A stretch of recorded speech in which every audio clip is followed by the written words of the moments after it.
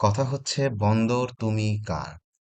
একটা জিনিস সবাই দেখেন, আমরা যখন চাকরি ইন্টারভিউ দিতে যাই বা আমাদের পড়াশোনা শেষ করে আমরা যখন চাকরি যখন খুঁজি, তখন কিন্তু আমাদের সবার মধ্যে একটা টেন্ডেন্সি থাকে একটা এমএনসিতে জব করব বা একটা ভালো একটা যদি মানে ইন কেস যদি সরকারি চাকরি যদি না হয় সেক্ষেত্রে আমরা কোনো বড় কোনো মাল্টিন্যাশনাল কোম্পানিতে জব করতে চাই বা বিদেশি কোনো কোম্পানিতে যদি সুযোগ হয়। আমরা সবাই জানি যে এই ধরনের অর্গানাইজেশনগুলোতে জব সিকিউরিটি, বেনিফিট, এই সমস্ত জিনিসগুলো ওয়েল অর্গানাইজড এবং প্রপারলি মেনটেন করা হয়। হ্যাঁ, তো আমাদের সবার একটা এক্সপেকটেশন থাকে যাতে করে এরকম একটা বড় কোনো এবং বিদেশি কোনো কোম্পানিতে আমরা যেন জব পাই। ফর এক্সাম্পল, আপনি চিন্তা করেন নেসলে, তারপর বিএটিবি, হ্যাঁ, তারপর আপনার ধরেন বিভিন্ন বড় বড় কোম্পানি।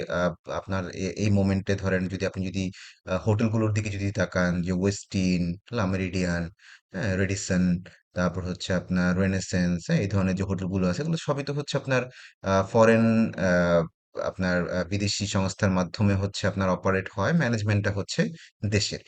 তো ঠিক সেম ওয়েতে এখন যেমন বন্দর নিয়ে আলোচনা হচ্ছে।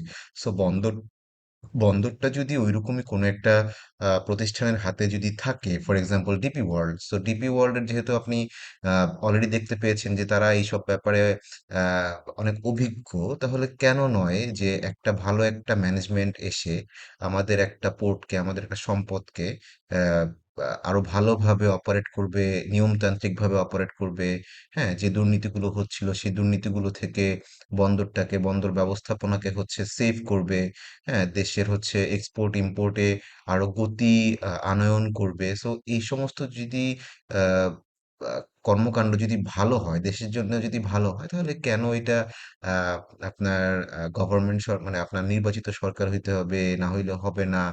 ভাই, বলে না যে শুভাস্য শীঘ্রম, ভালো জিনিসে দেরি করতে নেই। সো ভালো জিনিস যদি হয় তাহলে সেটা যেই করুক, আমার মনে হয় দেশের ভালো যখন হবে, দশের ভালো তখন হবে। হুম। সো এটা নিয়ে আমার মনে হয় যে যদি প্রোটেস্ট করি বা যদি আমরা এটার বিরুদ্ধে যদি দাঁড়াই, তাহলে আমার কাছে মনে হয় যে আহ, দেশের একটা ভালো হতে আমরা দিতে চাই না। হ্যাঁ, আমাদের দেশের প্রতি আমাদের যে সবসময় বলি যে ভালোবাসা, ত্যাগ, তিতিক্ষা, এগুলো মানে সবই জাস্ট মানে বলিয়া ওড়ানো ছাড়া আর কিছু বলা যাবে না। মানে অন্তর থেকে যখন আপনি একটা দেশের প্রতি ভালোবাসা প্রকাশ করবেন, তাহলে অবশ্যই সেই অনুযায়ী আপনাকে অ্যাকশনেও যেতে হবে। আর যদি বলি যে কেন বিদেশি কোম্পানি, আমরা কেন পারবো না? ভাই, আমরা তো পারি নাই তো। গত 54-55 বছর ধরে তো আমরাই তো চালাইছি, ঠিক না? সো চালাই আমরা যেটা দেখছি যে একটা মাদার ভেসেল যখন বহির্নোঙরে এসে মানে ঘাট ঘাট করে, তাকে সেখানে অনেক দিনের পর দিন তাকে সেখানে থাকতে হচ্ছে।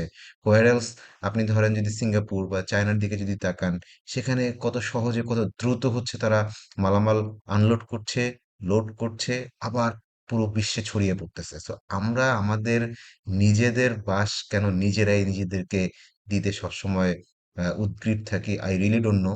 আমরা আহ, কেন এটা করি? আমি জানি না। আমাদের এই থেকে আসলে বের হয়ে আসা উচিত এবং সবার যেটা ভালো হয়, লজিক যেটা বলে, বস, একটা জিনিস কি ভালো আসলে কোনটায় হবে কোনটায় হবে না, এটা তো আসলে এই মোমেন্টে বলা যাবে না। বাট মোমেন্টে কিন্তু আপনি চিন্তা করতে পারবেন যে ডিসিশনটা আসলে কি লজিক্যাল না illogical.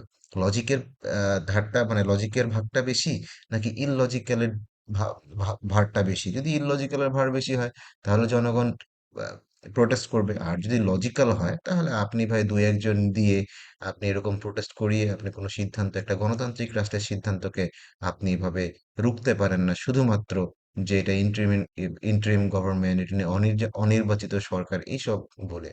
So please stop this nonsense. যেটা ভালো সেটা করতেই হবে। Thank you.